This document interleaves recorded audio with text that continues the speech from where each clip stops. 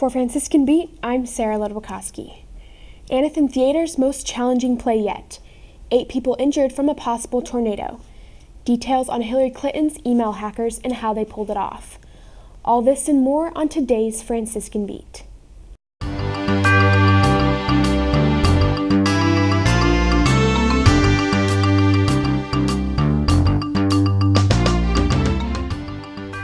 Anathan Theater's main stage production this fall will be Merry Christmas, George Bailey, one of the most challenging plays Franciscan University of Steubenville's theater department has ever undertaken. Merry Christmas, George Bailey is adapted from the popular Frank Capra movie It's a Wonderful Life. The play will be presented as a live radio show set in the 1940s, with much of the action taking place through voice acting.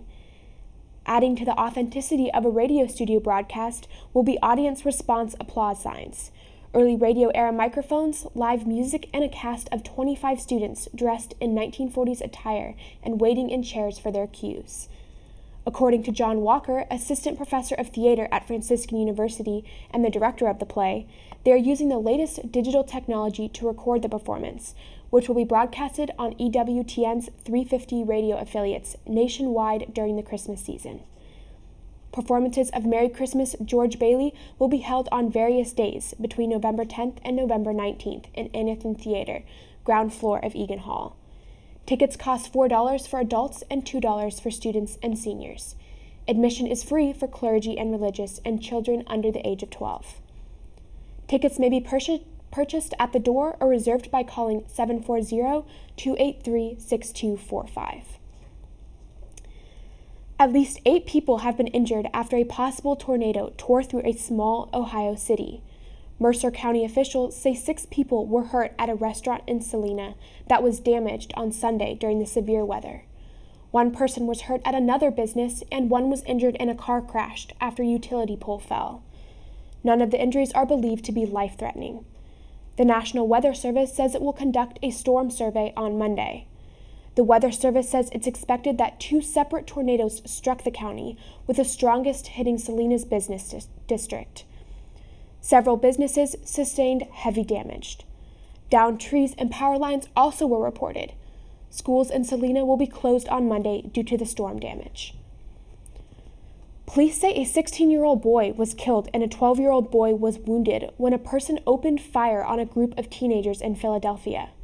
Authorities say the person approached a group sitting on a porch in northern Philadelphia early Sunday morning and started shooting. The 16-year-old died at the scene after he was shot in the chest.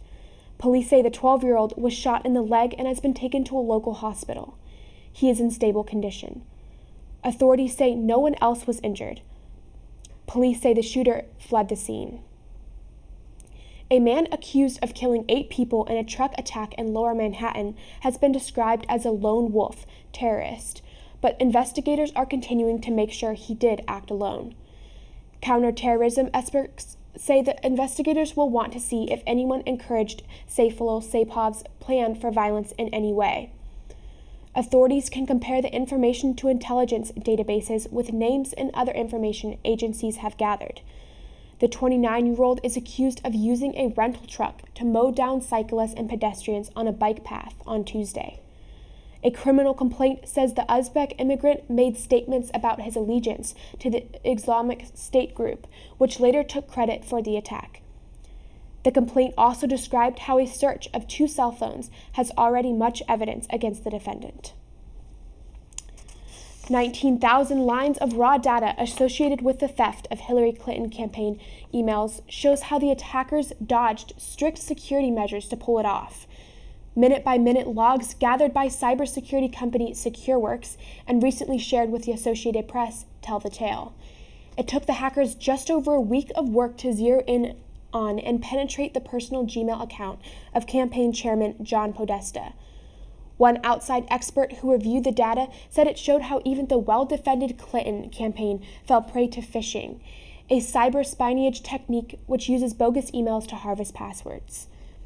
In sports, a runner has died after collapsing near the finish line of a half-marathon race at Walt Disney World in Florida.